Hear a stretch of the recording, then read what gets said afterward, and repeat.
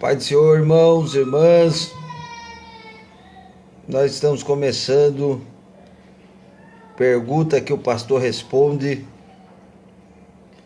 Nessa noite nós vamos fazer aqui em casa, por motivo do frio. Nós vamos ficar hoje aqui em casa, quentinho. Ô louco, Pai do Senhor, irmãos, irmãs,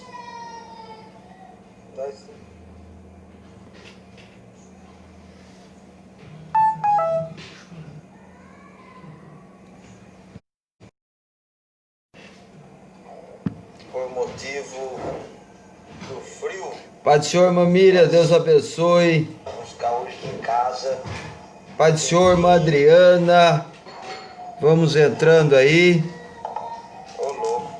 Pai do Senhor, irmãos, irmãs. Pai do Senhor, irmã Rosemary, vamos aí entrar num número de irmãos para nós podermos começar a responder as perguntas. Pai do Senhor, irmã Débora, Deus abençoe. Estou com o retorno aqui, o retorno está atrasado. Vamos entrando, vamos comentando, vamos compartilhando aí. Eu vou compartilhar aqui também. Em nome de Jesus. Minha sobrinha, Deus abençoe. Bruna, Pai do Senhor. Em nome de Jesus. Que a bênção de Deus esteja sobre você. Manda um abraço pro seu pai, Fabião. Em nome de Jesus. Vai aí formulando a sua pergunta. O Alisson Felipe, Deus abençoe. Em nome de Jesus. Vai nos ajudando a compartilhar aí, meus irmãos. Deus tem bênção para nós, viu? Vamos lá. Vamos adorar a Deus através do conhecimento da palavra. Em nome de Jesus. Nós estamos aí com um número bom de irmãos e irmãs. Vamos entrando aí, vai entrando, vai comentando, vai compartilhando. Parou de dar eco? Veja aí. Veja aí se parou de dar eco pra gente. Murilo Henrique também está com a gente. Irmã Zenaide. Pastor Sérgio. Pastor Adriano. Pastora Fabiana. Deus abençoe em nome de Jesus. Adriana Moura. William Jaques. Deus abençoe em nome de Jesus. Irmã Maria Machado. Deus abençoe, Mariane, a paz do Senhor, Deus abençoe, Lu Oliveira, paz do Senhor, Josiane Maier, Deus abençoe. Vai entrando, irmãos, vai comentando, vai compartilhando, em nome de Jesus. Nós vamos compartilhar hoje à noite aqui com os irmãos algumas perguntas da semana passada. E você que tem a sua pergunta aí também, já pode ir formulando ela, preparando ela. Maraci também está com a gente aí, paz do Senhor. Você já pode preparar a sua pergunta para a gente poder estar aí, se na medida do possível, poder estar te ajudando em nome de Jesus. Já melhorou, Débora? Maravilha! Glória a Deus. Fabião, meu cunhado, paizão para mim, Deus abençoe em nome de Jesus. Irmãos, vamos fazer uma oração. Nós estamos com um número bom de pessoas aí e já vamos começar respondendo a primeira pergunta da semana passada. Maravilha. Senhor nosso Pai, muito obrigado por essa noite maravilhosa, por mais uma vez estar reunidos aqui junto com os meus irmãos, minha família, minha casa, meu lar. Juntos, Senhor, estamos para fazer a tua vontade, o teu querer. Abençoa de maneira poderosa, grandiosa, gloriosa essa obra nessa noite. Me ajuda, Senhor, a ajudá-los. E, Pai, que eles também possam me ajudar, me instruir para a glória e honra do teu santo e bendito nome. Pai, abençoa cada um dos teus filhos que vão entrar e ainda aqueles que vão fazer parte dessa live fora desse tempo real, mais num tempo virtual. Ó Pai, em nome de Jesus. Amém. Pai do Senhor, irmão presbítero Leandro, irmã Adriana, Deus abençoe.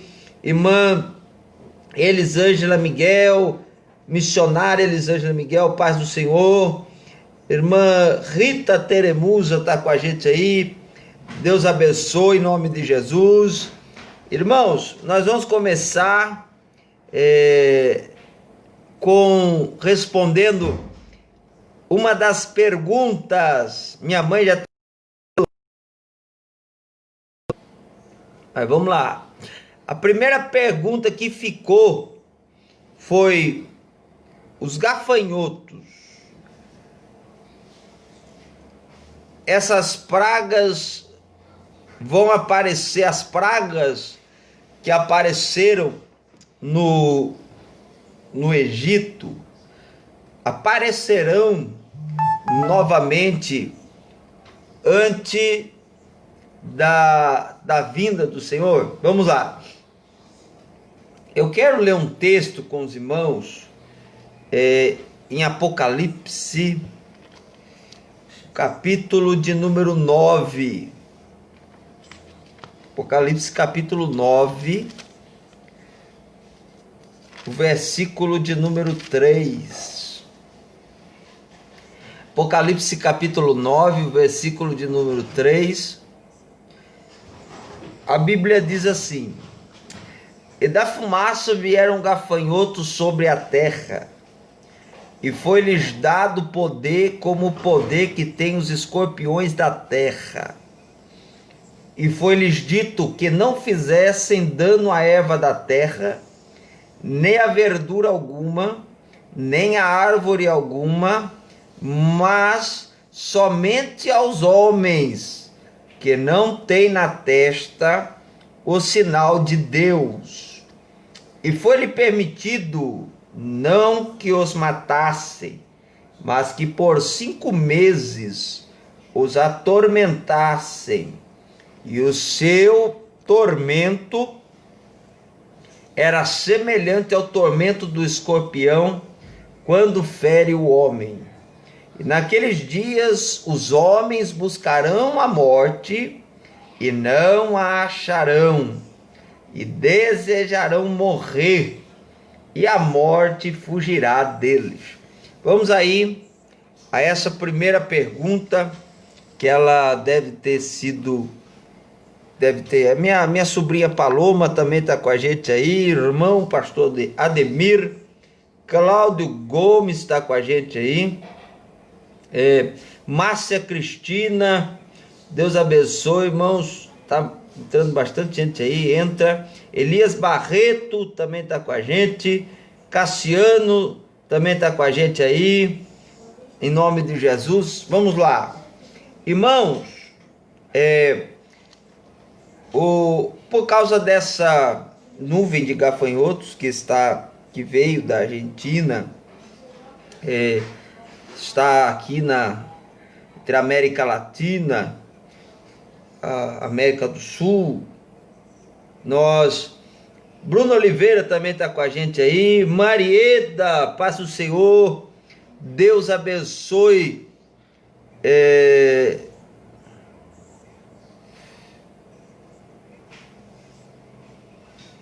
Sou eu para ministrar a palavra e a casa de sua cena.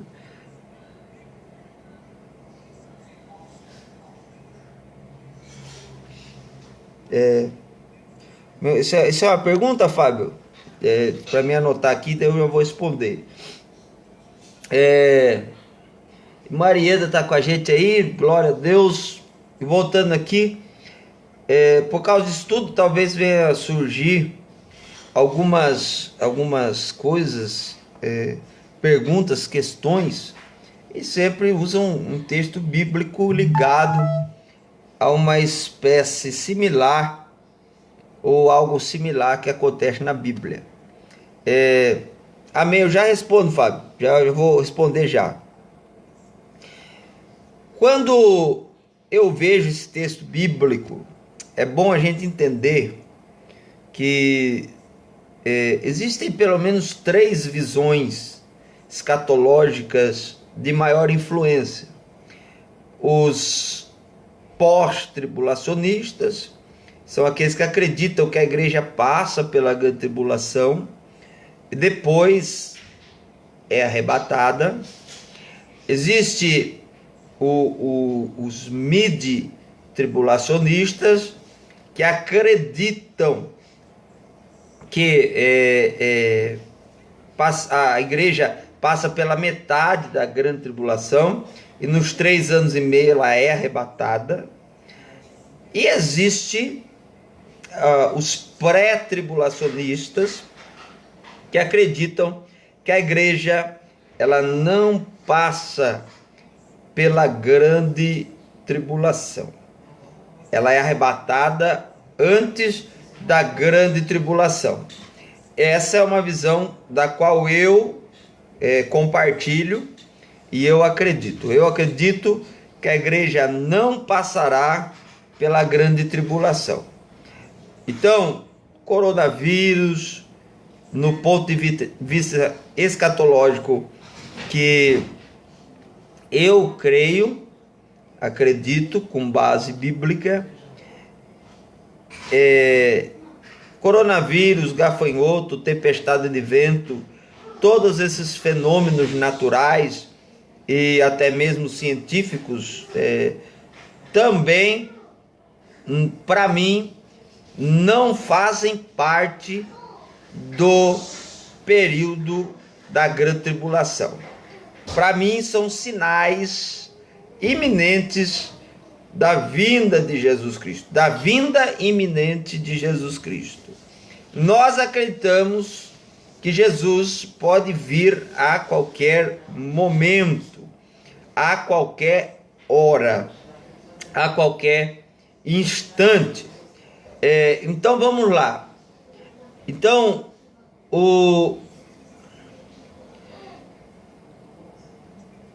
aqui tem uma pergunta: vício, eu creio que não é correto. Vamos responder já, Bruno. Então, eu vou correr aqui porque está aparecendo bastante pergunta, mas eu vou deixar uma explicação do que eu acredito. Biblicamente falando,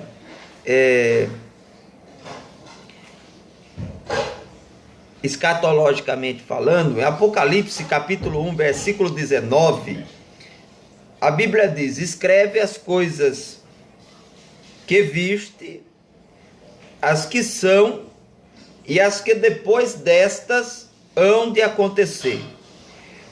Então eu percebo que o capítulo 1 fala das coisas que viste, a visão do Cristo ressuscitado e glorificado. Capítulo 2 e 3 fala das 7 igrejas, que eu acredito, existem outras visões acerca das 7 igrejas. Alguns acreditam que a igreja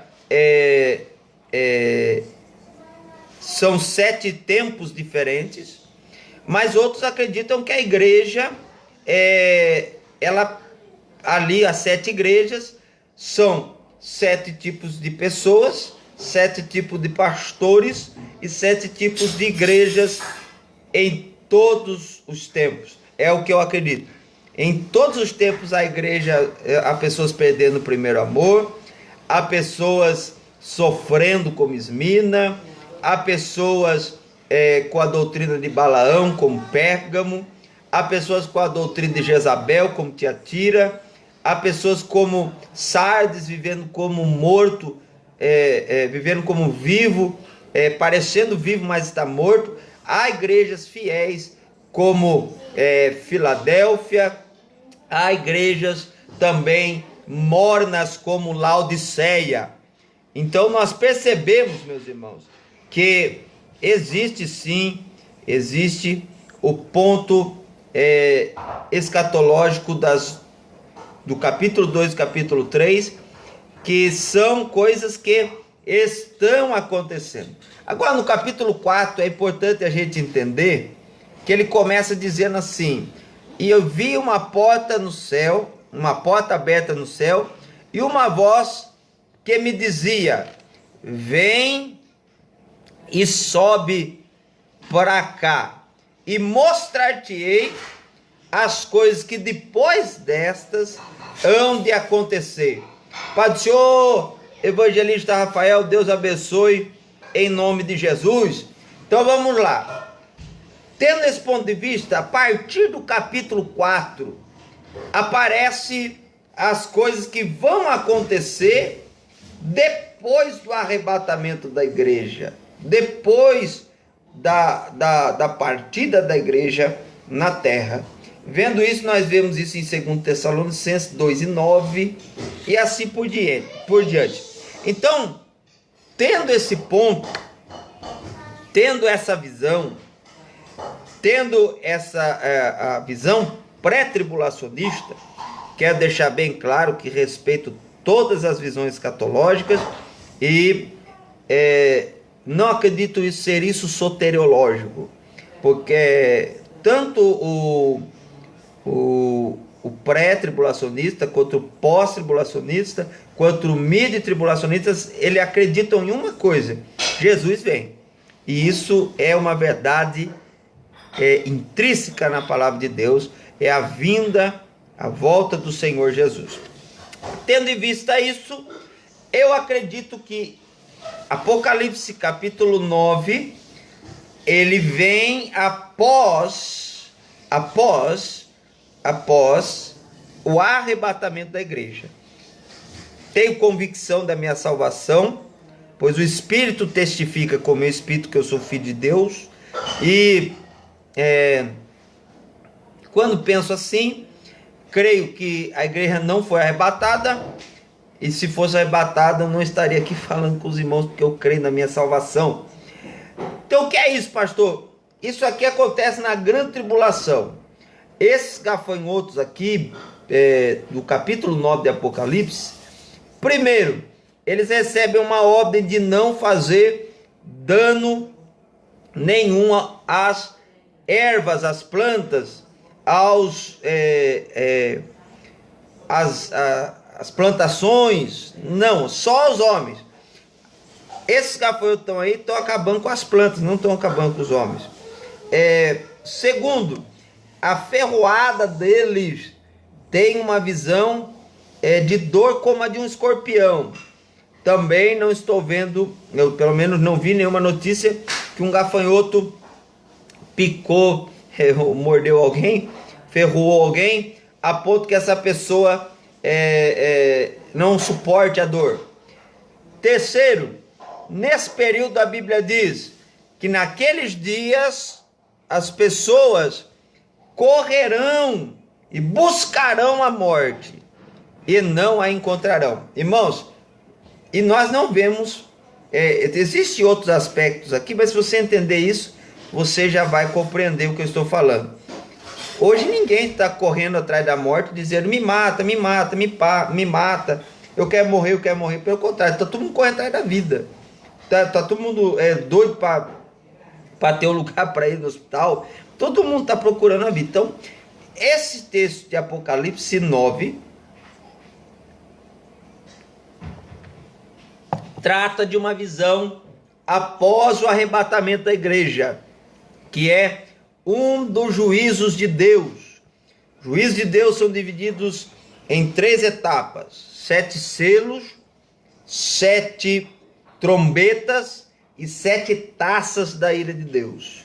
Nesse aspecto, nós percebemos que esses gafanhotos do capítulo 9 de Apocalipse não surgirão ou não aparecerão enquanto a igreja estiver aqui, não for arrebatada. Então, Outros sim, podemos ter outros aspectos desse grande problema, que é o problema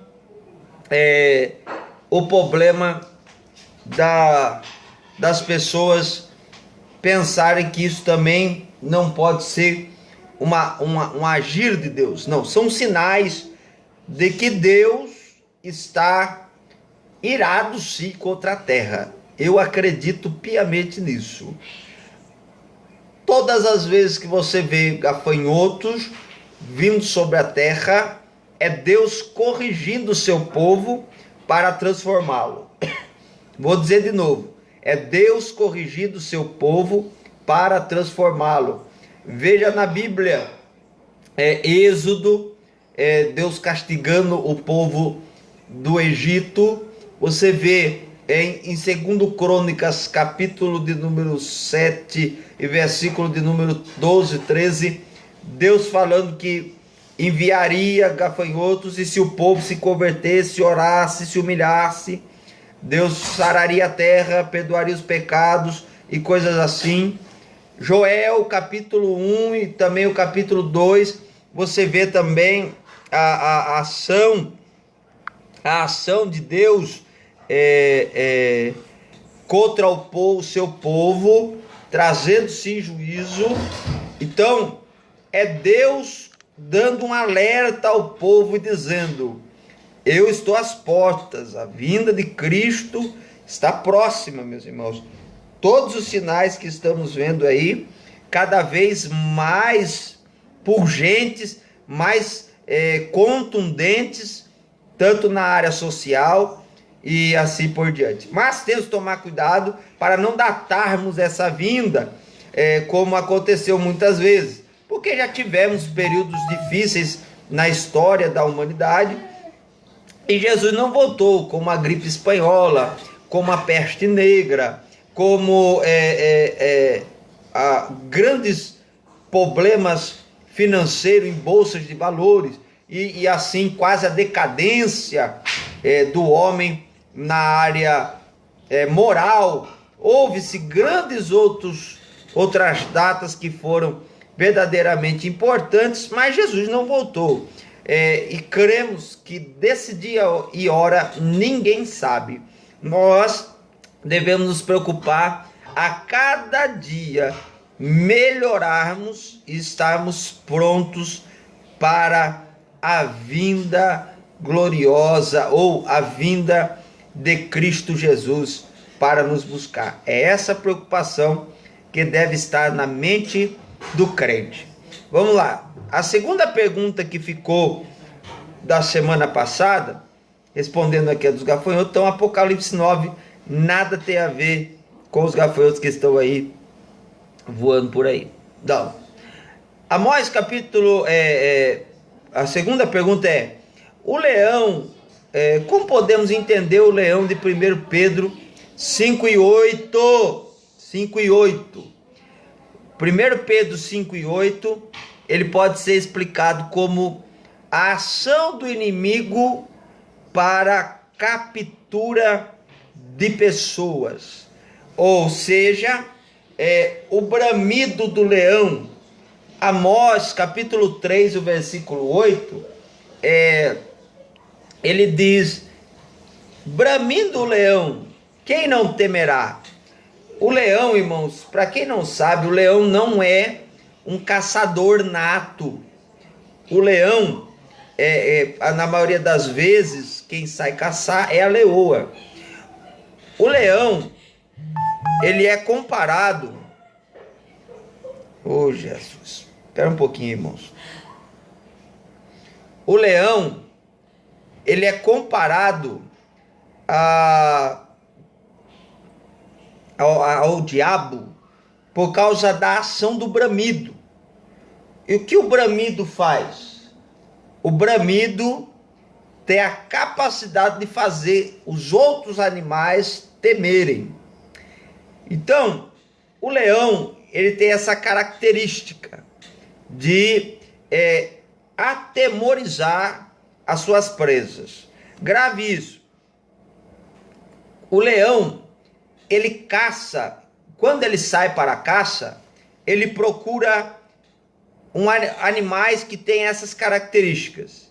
Primeiro, animais que estão sozinhos, longe do bando. Por isso não é bom uma vida solitária. Jesus mandou de 2 em 2. O sábio em Eclesiastes 4, se eu não me engano, diz que é melhor ser em 2. A Bíblia diz que Jesus faz presente se tiver 2 ou 3 reunidos, não dizendo que na individualidade Jesus também não esteja presente, mas a individualidade necessária que nós precisamos ter com Jesus, mas não a falta de comunhão com os nossos irmãos. Então, o diabo trabalha e procura pessoas solitárias, que estão sozinhas, que estão sem um amparo de outras pessoas, porque nós somos seres sociais, precisamos estar junto com pessoas, participar junto com pessoas. É por isso que nessa época de pandemia, Satanás tem trabalhado fortemente para desassociar as pessoas. As pessoas estão ficando desassociadas, não querem mais a sociedade, aprenderam a trabalhar através dos computadores, através da internet. Isso tudo é importante, tem seu valor para a época, mas muitos estudiosos já estão dizendo que pessoas não vão querer voltar para o seu trabalho rotineiro, conviver com pessoas, conviver com outros seres humanos, e isso faz as pessoas mais depressivas, pessoas mais oprimidas, pessoas mais tristes, porque quanto mais eu me isolo, mais eu me entristeço, porque por mais que alguém ao meu lado traga problema, dificuldade para mim, aquela pessoa me melhora, aquela pessoa me auxilia. Eu não sei se eu vou encontrar aqui agora, eu vou tentar achar aqui, se eu não me engano é Eclesiastes 7:17, mas tem um texto que fala sobre isso, que é interessante demais, irmãos. Eu acredito ser um texto não é Provérbios 17, eu acho. É necessário termos um ser social. 17 e o versículo, não, eu não vou lembrar, acho que aqui não, o Provérbio 7, eu vou tentar achar aqui.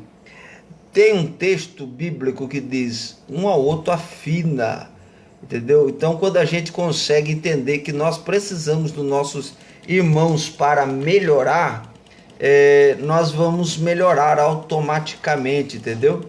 Então, muitas pessoas estão perdendo esse contato com pessoas, e estão se transformando em pessoas antissociais, entendeu? Aonde as pessoas se tornam pessoas antissociais, as pessoas se tornam presas fáceis para Satanás. E Satanás consegue encontrá-las na sua depressão,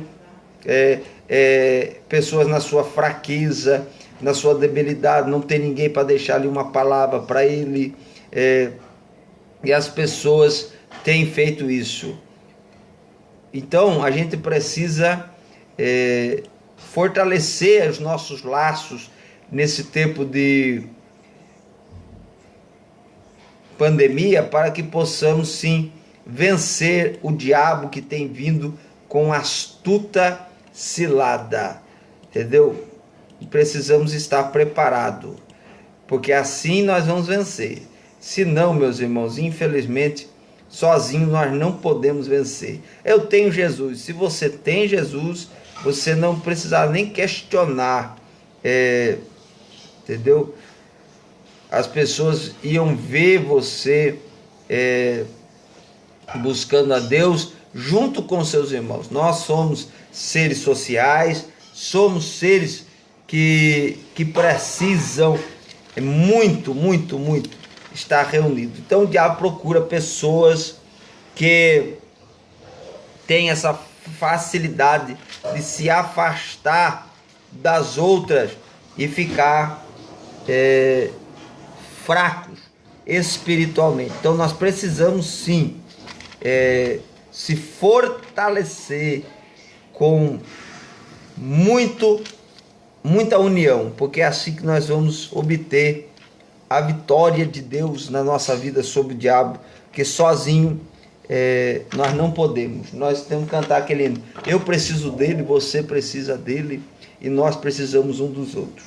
Amém? Segundo, o diabo procura animais que estão doentes. Pessoas doentes também são presas fáceis para o diabo, até mesmo a doença física.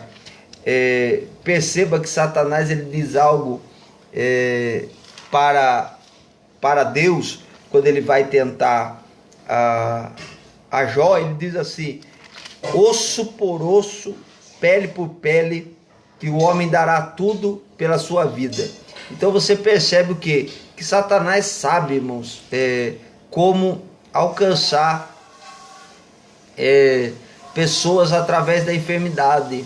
A enfermidade, às vezes, ela traz uma dúvida, incredulidade e coisas mais, entendeu? E nós devemos tomar cuidado para não perdermos a fé por causa das enfermidades. Ainda que fiquemos enfermos, ainda que fiquemos doentes, ainda que possamos passar por dificuldades, nós não podemos ter medo jamais de enfrentar a morte, porque Jesus está conosco e nos garante a vida eterna. Esse é o evangelho que o Senhor Jesus nos trouxe, um evangelho de vida eterna. E em terceiro lugar, depois que o leão encontra um animal que está isolado, está doente, ele sempre procura um animal que não tem ninguém para o defender, porque ele não quer travar uma batalha com outros animais, porque já vimos até mesmo gnus, que são animais mais inferiores ao leão, mas vencem a batalha porque eles se unem e derrotam o leão. Então, irmãos, você longe de Deus se torna uma presa fácil, porque não terá ninguém para te defender. Até Efésios 6 a Bíblia diz: revesti-vos, pois, de toda a armadura de Deus. A armadura é de Deus, revestir da armadura de Deus. Então que você possa entender que Satanás ele quer colocar medo em você, medo no seu coração, que através do medo você se isola, através do medo você se torna uma pessoa doente, e através do medo você se afasta de Deus, porque Deus não nos deu espírito de temor, mas sim de ousadia. Então vamos firmar, e assim venceremos o diabo com toda a vigilância, sobriedade. É isso que Pedro também diz. A terceira pergunta que foi deixada para na semana passada, estou tentando correr aqui, irmãos. Quantos irmãos me aguentar aí, eu vou falando dos irmãos. A outra pergunta foi: existem pessoas atormentadas por espíritos? Com certeza sim. Você vê no Novo Testamento, nem vou citar o Antigo Testamento, mas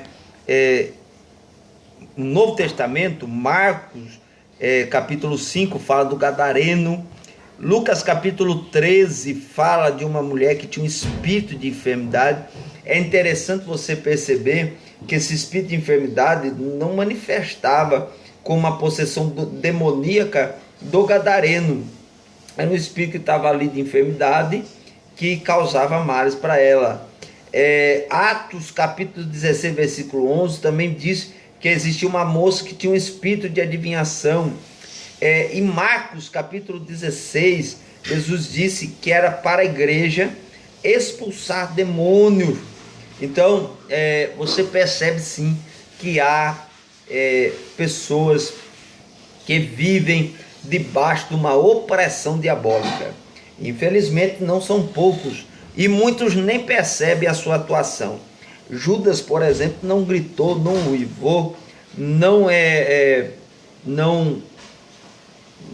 rolou no chão, não quebrou corrente, Não que demônios também não façam isso, pessoas endemoniadas também não façam isso, porque está aqui a prova de Marcos capítulo 5. Tem outra ocasião que Jesus repreende um demônio que jogava o rapaz na água, depois jogava no fogo e tentava matá-lo.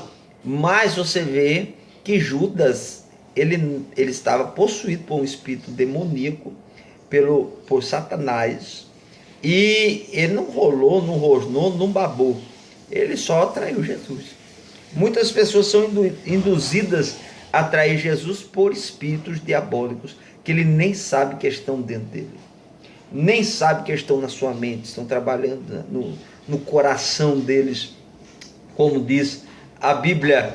Então, irmãos, tome cuidado, porque é pior do que uma possessão estereótica de um demônio aquela possessão que vive escondida, pessoas que estão totalmente endemoniadas, mas não há manifestação, e nem o poder de Deus faz com que ela se manifeste. Por quê? Ela entra na pessoa, faz ela fazer a burrada e depois sai, sai, e a pessoa não quer mudança.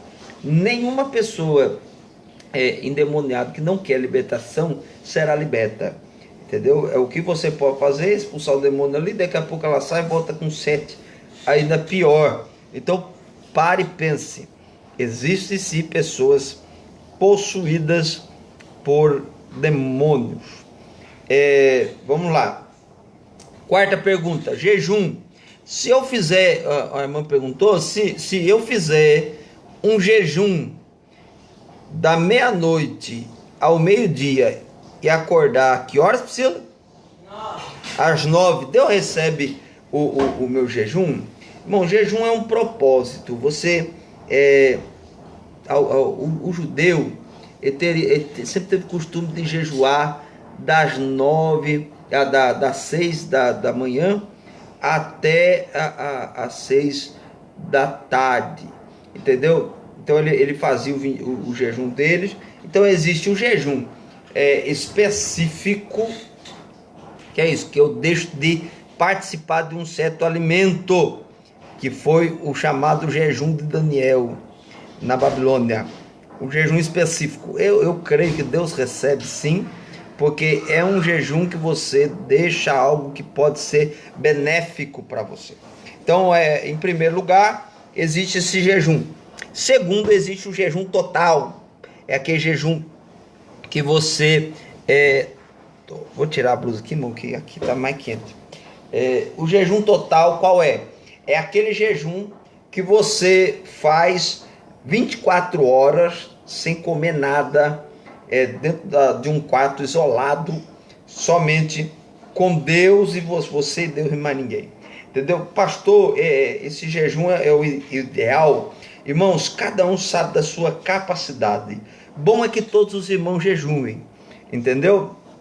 Esse jejum é um jejum total, um jejum que faz deixa de alimentar. Pastor, e se eu deixar de ver celular? Isso não é jejum. Isso pode ser sim uma consagração que você faça a Deus, mas não pode ser chamado de jejum, porque o jejum, na verdade, bíblico, ele sempre está ligado à alimentação, entendeu? Porque ali você está matando a sua alimentação carnal para se alimentar do espiritual.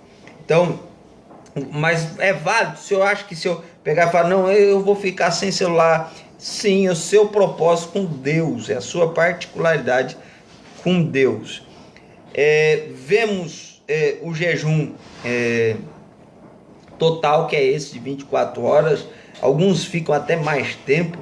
Eu já fiz jejuns prolongados, mas hoje, por exemplo, eu faço o jejum, que é o próximo que eu vou falar. Primeiro específico, vou deixar de comer tal alimento, vou deixar de beber tal bebida, para mim poder me consagrar a Deus. Segundo, o parcial, que o total, que você faz 24 horas, com tudo que você deixa de comer tudo. E o terceiro é o parcial, que é o que eu faço. Eu acordo 8 horas da manhã, tiro meu período de oração, leio e medito na palavra até o meio-dia. Meio-dia eu entrego meu jejum. Eu tenho remédios que eu tenho que tomar, eu tenho algumas coisas que eu tenho que fazer, então eu acabo que não posso fazer o jejum total como já fiz em outras ocasiões. Então o jejum, na verdade, a importância do jejum é a seriedade, a consagração e a santificação que você faz com ele. Então, lógico, você não vai ficar jejuando e mexendo no celular, jejuando, assistindo filme, Não, você tem que ter uma particularidade do seu jejum para se consagrar a Deus. Pastor, posso jejuar no meu trabalho, desde que você consiga ficar conectado com Deus? Não vejo mal nenhum, mas é sempre bom ter um período para Deus no seu jejum, ou no princípio, ou na entrega dele. Amém? Pense nisso. Bora lá. Então, essas 4 perguntas da semana passada estão respondidas. Eu vou responder o Fabião, que ele perguntou algo aqui. Quando uma pessoa influente em seu ministério usa o seu eu para ministrar a palavra e acaba distorcendo a verdadeira palavra, isso é só uma heresia. A pessoa se torna um herege, independente se ele usa o eu ou não. Ele distorceu a Bíblia, distorceu a palavra de Deus, ele está por fora. Pode ser o influente que for. Até eu acredito que a verdadeira influência de um pastor, de um pregador, de uma palavra, de um missionário, qualquer pessoa que faz uso da palavra, a influência dele está na sua fidelidade à palavra. E ele dará conta de cada distorção que ele pode realizar na palavra. Porque a palavra de Deus, ela é autossuficiente, genuína e própria. Entendeu? Ela não precisa de mim. Quando eu falo a palavra de Deus, eu prego-a com fidelidade. Eu não preciso dos meus artifícios humanos. Entendeu? Hoje existe muita técnica e pouca Bíblia.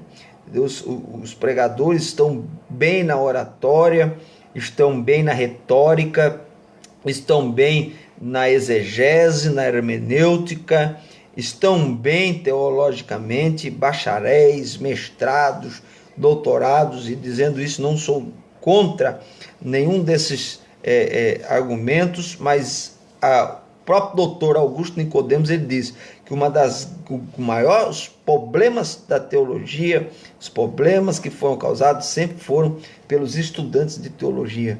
Então a gente tem que tomar cuidado para que nosso eu nunca suba no púlpito sem Deus, entendeu? Grave isso. Temos que tomar cuidado para que nunca o nosso eu suba no púlpito sem Deus. A palavra de Deus tem que ser pregada. Paulo disse: prega a palavra. E acabou. Se você prega a palavra de Deus, ela é fiel e digna de toda aceitação. Amém, Fabião? Vamos lá, vamos correr aqui. Deixa eu ver se tem mais pergunta aqui. Vamos lá.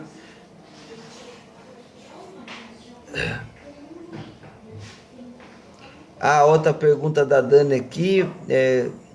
Quando eu faço um jejum, eu posso falar.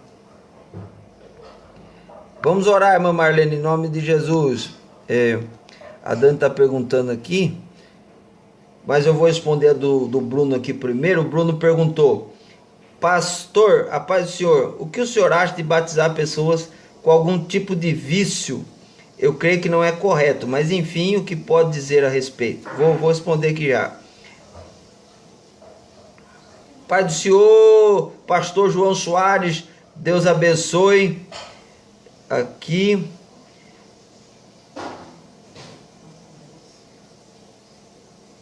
Glória a Deus. Deus abençoe, Leandra. Muito obrigado, amém. Continue orando por nós aí. Amém? Eu só ver se... Glória a Deus.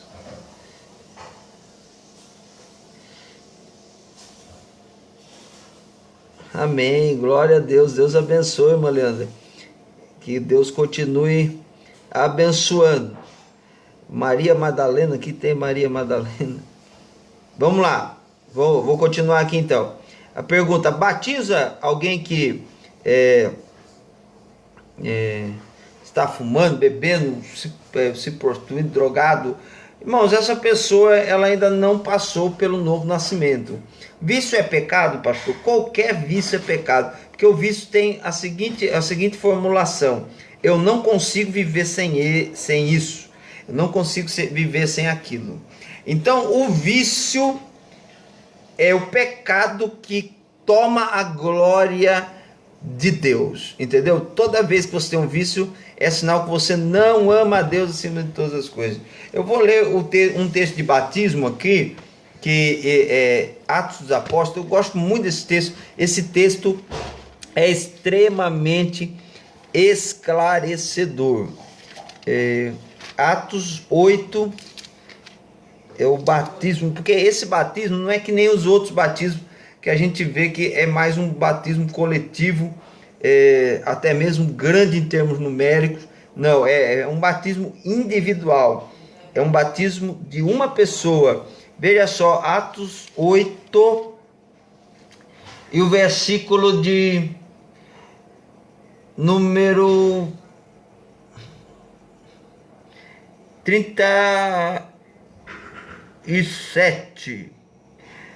Melhor, 36. Indo eles caminhando, chegaram ao pé de alguma água e disse o eunuco: eis aqui água, quem pede que eu seja batizado? Perceba que a iniciativa do batismo veio do eunuco. Felipe não disse para o eunuco se batizar, mas provavelmente pregou sobre a profissão de fé que existe quando você se batiza. Quando você se batiza, quando você desce as águas batismais, você está pronunciando a sua fé publicamente a todos. Então você veja em Mateus capítulo 28, algo interessante aqui para a gente entender.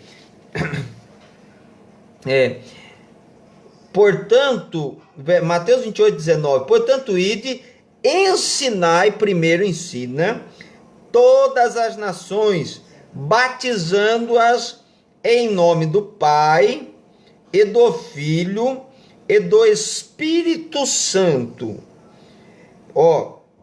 Portanto, ide, ensinai todas as nações.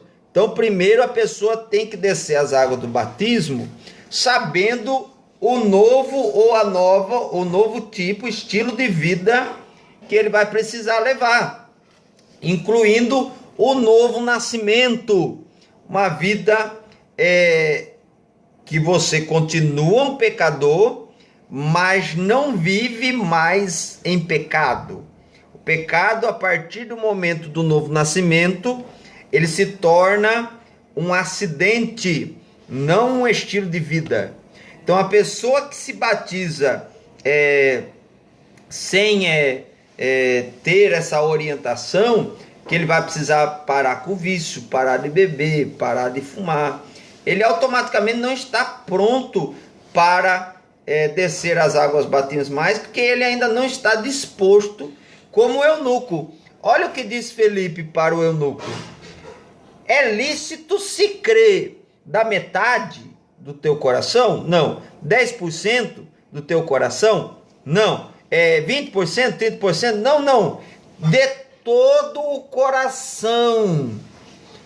Ponto final. Quando você crê que Cristo é tudo para você, você está disposto a deixar tudo. Entendeu? Essas igrejas que que hoje não ensinam mais o crente à santidade.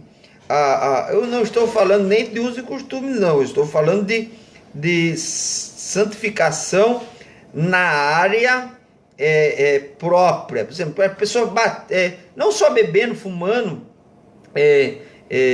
se prostituindo, que isso também é pecado, é errado, mas a pessoa que se batiza, por exemplo, mentindo, fofoqueiro de mão cheia, briguento,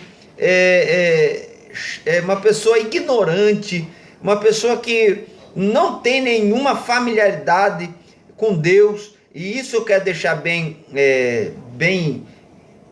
claro, que a sua familiaridade com Deus, o seu caráter desenvolvido com Cristo, não está no seu tempo de igreja. Eu voltei para Jesus com 20 anos de idade, e eu me batizei na outra semana que eu voltei para Jesus. Eu estou firme até hoje. Então, a grande coisa é que Jesus me batizou com o Espírito Santo antes que eu descesse as águas batismais. Então, o batismo em águas é uma declaração que você vai servir, deseja servir a Cristo de todo o teu coração. Então, você não pode batizar pensando no mundo, pensando nas coisas do mundo, pensando... Quer ver uma coisa errada? A pessoa às vezes se batiza já se perguntando se ela vai conseguir ficar firme. Isso é um sinal que ela já não está firme. Entendeu? Será que eu vou ficar firme? Eu batizo. Não, irmãos, você está se batizando porque você já está firme. Porque você quer Jesus. Porque você deseja Jesus de todo o teu coração. Agora, se você não deseja Jesus de todo o teu coração, você não está pronto para se batizar. É simples. O homem que renuncia a vida mundana, a vida pecaminosa, para servir a Cristo, foi o que Jesus disse: se alguém quiser vir após mim, negue-se a si mesmo, tome a sua cruz e siga-me. Ressalto: batismo não salva ninguém. O ladrão da cruz não foi batizado, ele foi e abriu o paraíso com Jesus, vai entender? Entendeu? Ele não foi batizado, não batizou, não deu dízimo, não fez nada disso, mas foi salvo. Salvação às vezes eu já preguei em hospitais, e a pessoa aceita Jesus e não sai dali, morre ali. Ela foi salva, não deu tempo para batizar. O batismo é uma declaração de fé pública, boa, ordenada por Jesus, e deve ser feita e realizada, mas ela não é base de salvação a ninguém. A salvação está em Cristo Jesus. Ah, pastor, mas então eu não preciso batizar. Preciso, para você declarar sua fé. Mas em certas ocasiões, pessoas foram salvas sem precisar se batizar, porque não tiveram oportunidade de se batizar, mas foram salvos.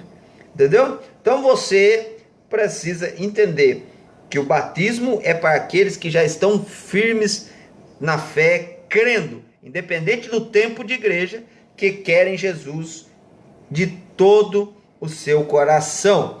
E ele continua dizendo: creio que Jesus Cristo é o Filho de Deus. Então ele está confessando: eu creio que Jesus Cristo é o Filho de Deus, e por ele ser o Filho de Deus, eu estou pronto para fazer o que ele deseja. Amém? Então é isso que nós precisamos entender aí sobre o batismo, porque senão, infelizmente, daqui a uns dias, muitas igrejas aí, algumas já fazem, entendeu? Ah, mas Jesus liberta depois, pastor. Não, espera libertar então. Você está com pressa de batizar os outros para quê? Algumas pessoas levam aquela muito de gente para batizar, e a pessoa não sabe o que quer ainda, entendeu? E eu me preocupo pela pessoa não saber o que quer. E a minha filha, por exemplo, fez 12 anos, a idade que nós usamos aqui como critério para a pessoa poder se batizar. Eu queria muito que ela já fosse batizada, mas é uma decisão dela. Eu estou deixando, às vezes, dar uma cutucada nela para ver se ela faz alguma coisa, mas é a decisão dela, não é minha, entendeu? Ela não vai subir no céu de carona comigo e nem na minha garupa, entendeu? Cada um dará conta de si mesmo a Deus nessa parte individual. Amém? Então vamos lá.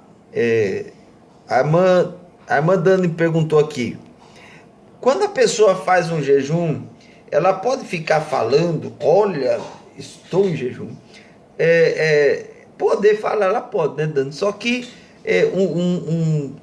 uma pessoa presunçosa, por exemplo, eu quando eu comecei a jejuar na minha vida espiritual, às vezes eu chegava na casa dos irmãos e os irmãos me ofereciam as coisas para comer. Eu falava, não, eu estou de jejum. Mas não falava por maldade, eu só falava que eu não estava comendo, porque realmente eu não queria quebrar aquele jejum, aquela consagração a Deus. Hoje eu já aprendi que quando você vai fazer visita, você não pode ir de jejum. Entendeu? Fica na sua casa quando você for jejuar. Os irmãos sempre preparam alguma coisa para você. Então, quando a gente faz um jejum, é sempre bom você guardar para você, primeiro porque ninguém precisa ficar sabendo, entendeu? Igual a pessoa te oferece alguma coisa, não estou em paz, eu não quero, entendeu? Para que ficar tocando trombeta? Eu sou o cara do jejum, eu sou o cara, mas na verdade, dentro do coração, só Deus sabe o que está passando. Eu estou querendo mostrar que eu sou santo, estou querendo mostrar que eu sou melhor do que os outros. Irmão, não existe, ontem eu disse isso, não existe nada mais perigoso do que vou usar um termo aqui, mas é outro termo que se usa, do que o orgulho da santidade. Como é perigoso uma pessoa ficar orgulhosa por ser santo. Isso é um perigo. Isso tira ele da dependência de Deus e faz com que ele se torne uma pessoa autossuficiente. Isso é um perigo. Temos que tomar muito cuidado para não queremos ser mais santos do que o próprio Jesus. Jesus orientou em Mateus capítulo 6, vamos ver se está aqui, sobre o jejum, as práticas espirituais. Em Mateus 6 ele fala sobre jejum, fala sobre oração. Quer ver? Mateus capítulo 6.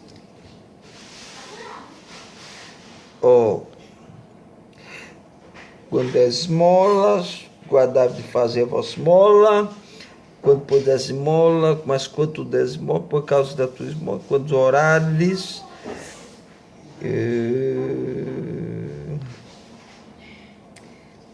não nos induz a tentação. E quando vai, versículo 16, Mateus 6,16, diz assim, e quando jejuados, não vos mostreis contristados como os hipócritas, porque desfiguram o rosto. Então Jesus está condenando aqui, não eles jejuarem, mas eles quererem demonstrar que estão jejuando por orgulho próprio, entendeu? Isso aí é o orgulho da santidade. O jejum. Jesus tem um texto bíblico que o fariseu e o publicano estavam orando no mesmo lugar e o publicano, o judeu está batendo no peito, o fariseu está batendo no peito dizendo assim, eu jejuo tantas vezes por semana, eu dou o dízimo de tudo, eu sou o ó do borogodó, eu sou melhor. Não, e ele ainda fala, não sou como esse publicano. E o publicano está batendo no peito e dizendo, não tinha coragem de olhar para o céu e dizendo, pobre miserável que eu sou. E daí Jesus pergunta, quem foi perdoado? Quem foi? O que chegou com a autossuficiência espiritual, jejuava, dava dízimo, fazia tudo. Quando eu digo, irmão, jejuava, dava dízimo, eu não estou dizendo que eu sou contra nem jejuar, nem contra dar dízimo. Eu estou dizendo que o orgulho da santidade mata a pessoa, destrói a pessoa, faz mal para a pessoa. Entendeu? Vamos lá então. Pensando nisso, raciocinando nisso, Jesus disse, para que aos homens pareçam que jejuam, em verdade vos digo que já receberam o seu galardão. Porém, quando tu jejuares, unge a cabeça e lava o rosto, para não pareceres aos homens que jejuas, mas sim a teu Pai que está oculto, e teu Pai que vê o que está oculto te recompensará. Então não é bom você ficar... É lógico, por exemplo, a rainha Esther, ela fez um jejum nacional. Ela falou: vamos jejuar para que Deus nos dê vitória nessa causa que era contra Amã. Então você percebe que ela teve um jejum coletivo. Daniel também jejuou coletivamente com seus companheiros. Atos capítulo 13, a Bíblia diz que eles jejuavam e oravam. A igreja em Antioquia jejuava e orava. Então, o jejum, quando é um jejum conclamado com pessoas, vamos todos jejuar e entrar nesse propósito, ele também, automaticamente você sabe que quem está lá está jejuando, não sabe? Só que o desejo do coração não é mostrar que você jejua ou que você está ali para mostrar para alguém. Você está ali para se consagrar a Deus e fazer o melhor para Deus. É isso que tem que estar incutido na nossa mente, para não cairmos no orgulho da santidade. Paz do Senhor, pastor, você sabe como é no céu? Olha, Renan Vieira está perguntando. Com certeza eu não sei. Com certeza eu não sei. Eu digo mais, tudo que a Bíblia diz do céu, para mim, no meu ponto de vista, até ele usa um termo assim, como rua de ouro, como jaspe, eu acredito que o céu é muito melhor do que nós podemos dizer. Pastor, mas que está escrito tal? Irmãos, existe algo na interpretação bíblica que é o antropomorfismo ou antropopatismo. O antropomorfismo é quando se dá características físicas a Deus para que nós possamos o entender. E o antropopatismo é quando se dá sentimentos humanos a Deus para que nós possamos entendê-lo. Deus, ele se faz, coloca características humanas nas suas mensagens para que nós possamos compreender. Billy Graham, ele respondeu uma vez a uma questão sobre como o Jesus se encarnou, por que Jesus se encarnou? E ele respondeu que se nós homens chegássemos a uma formiga e disséssemos para a formiga, não vai lá na frente que lá vai ter um abismo, senão você vai cair lá. E você ficar gritando com a formiga, gritando com a formiga, ela vai te entender? Não. Então o que a formiga precisa? A formiga precisa de alguém que fale a mesma língua que ela. Então Jesus, a encarnação do Verbo, o Deus encarnado, veio para que nós possamos entender o que o Pai sempre falou desde o princípio. Não pequem, não errem, não falem. Venham, se acheguem perto de mim. Eu sou o caminho, eu sou a verdade, eu sou a vida, eu sou o pão vivo que desceu do céu, eu sou a água viva, eu faço jorrar fontes de água viva, eu faço jorrar rios de água viva, eu vou buscar a minha igreja, eu vou salvá-los, eu vou levar para o céu. Então, Jesus se rebaixou ao nível, a ponto de Filipenses 2,5, Paulo dizer: rogo-vos, pois, irmãos, que tenhais em vós o mesmo sentimento que houve em Cristo Jesus, pois ele mesmo, sendo Deus, não teve por usurpação o ser igual a Deus, antes esvaziou a si mesmo e, tomando a forma humana, foi obediente como servo e obediente até a morte de cruz, de maneira que Deus Pai o exaltou soberanamente e lhe deu o nome que está acima de todo nome, para que ao nome de Jesus Cristo se dobre todo o joelho do que está no céu, na terra e debaixo da terra, e toda língua confesse que Jesus Cristo é o Senhor, para a glória do Deus Pai. Então eu respondo bem sinceramente, Renan, eu não sei como é o céu. Eu quero ir morar lá, isso eu sei. Estou pedindo graça todo dia para que Deus me ajude. Pastor, no caso do ladrão da cruz e de pessoas que são salvas no leito de morte, são pessoas que não tiveram tempo, mas quem tem a oportunidade e não se batiza? Então, Amém, irmãos e irmãs. Vamos orar assim, viu? Em nome de Jesus. Então, Mariana, eu até expliquei isso, né? A pessoa que tem tempo e não se batiza, provavelmente ela ainda não se decidiu por completo para Cristo, né? Ah, ela vai ser salva? Ah, provavelmente não. Se ela não se entregou a Jesus, como é que ela vai ser salva? Ela não sabe, ela não tem certeza, não tem convicção. Eu até me pergunto, sinceramente, como nós estamos indo a nossa geração. Porque eu me lembro que eu, quando era criança, e o batismo lá em Piraju era no Rio, era um negócio muito lindo que acontecia. E aos 12 anos todo mundo queria se batizar. Por quê? Por causa que era um desejo já do coração. Fez 12 anos, eu tenho que me batizar. Imagina, eu tenho que me batizar, eu tenho que me batizar. Senão, entendeu? Então essa visão de confessar a Jesus verdadeiramente tem saído da mente dos jovens, dos adolescentes, a ponto desse pessoal, estou na igreja, eu canto num grupo, eu estou ali, eu faço parte da igreja, eu bato cartão, entendeu? Não toma ceia, porque na nossa igreja só participa da ceia quem é batizado, entendeu? Porque essa pessoa também não confessou a Jesus totalmente, porque vai participar daquilo que se chama comunhão com Cristo, entendeu? É complexo, pastor, muito, mas precisamos entender. O batismo em águas é extremamente importante.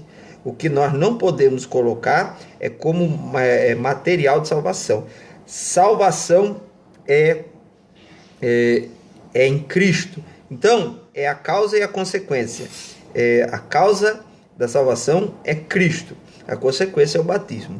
Porque ali você realmente confessa Jesus. Precisa ser totalmente verdadeiro. Não pode ser uma mera emoção. Vou lá, vou me batizar. Tem gente que eu ouvi dizer assim, eu estava lá, daí eu ouvi um hino, e daí eu fui lá e me batizei. Coitadinho, não sabe nem por que se batizou. Não sabe o que é o verdadeiro evangelho.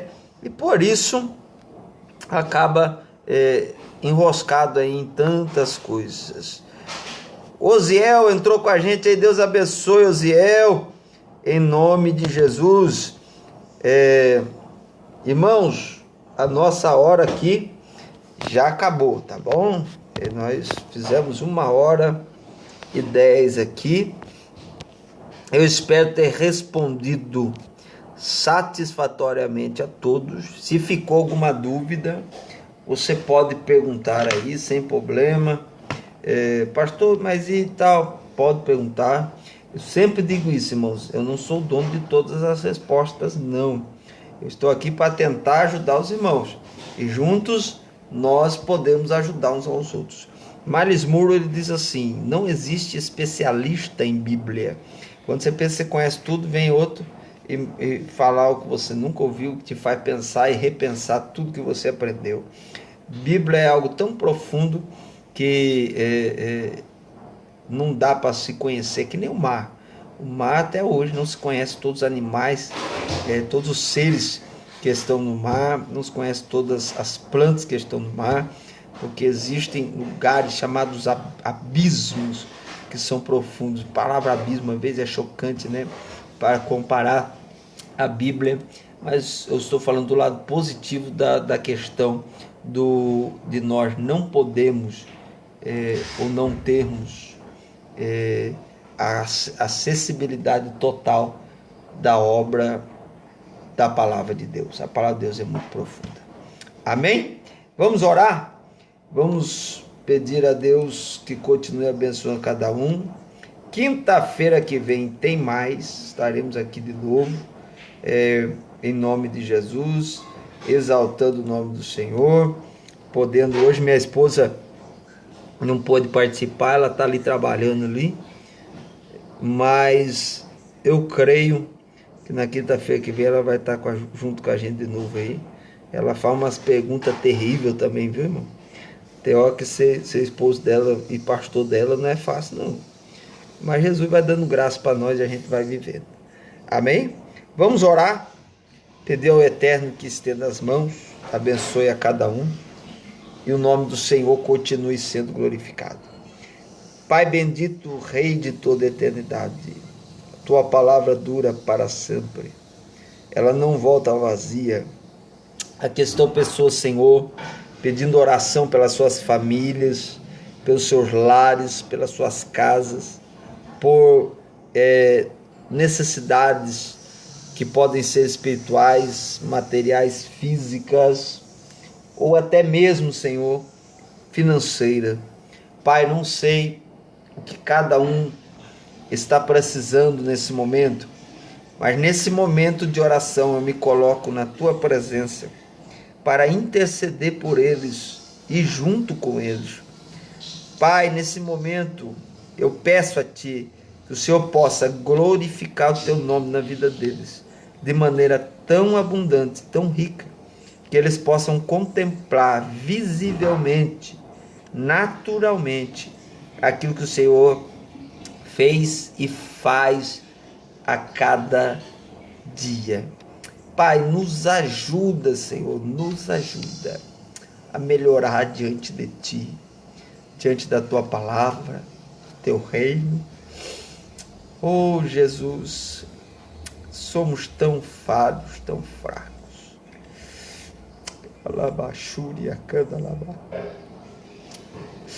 Mas o Senhor nos ama, tem nos ajudado. Oh Deus, estende a mão sobre o nosso Brasil, sobre o mundo, sobre a nação brasileira. Oh Deus, Tu tens poder sobre tudo e todas as coisas. Tu és capaz, Senhor, de fazer tudo, muito mais do que pedimos ou pensamos. Estende a mão sobre a igreja aqui na terra, sobre os nossos pastores, Pai, que tem levado uma carga pesada. Ó Deus, ajuda-os, ó Pai, para a Tua glória eu te peço e te agradeço, no nome de Jesus. Amém, amém. Glória a Deus. Deus abençoe Pastor João, Vilma Antunes, Deus abençoe, Mariane, Deus abençoe. Glória a Deus, é verdade, a gente vai aprendendo junto. Amém? Que a graça do nosso Senhor e Salvador Jesus Cristo, o grande e sublime amor de Deus e a mais íntima comunhão e consolação do Espírito Santo esteja com toda a igreja, e toda a igreja diz amém. Deus abençoe a todos meus irmãos e que a paz do Senhor Jesus Cristo esteja sobre toda a nossa nação. Deus continue abençoando a todos em nome de Jesus.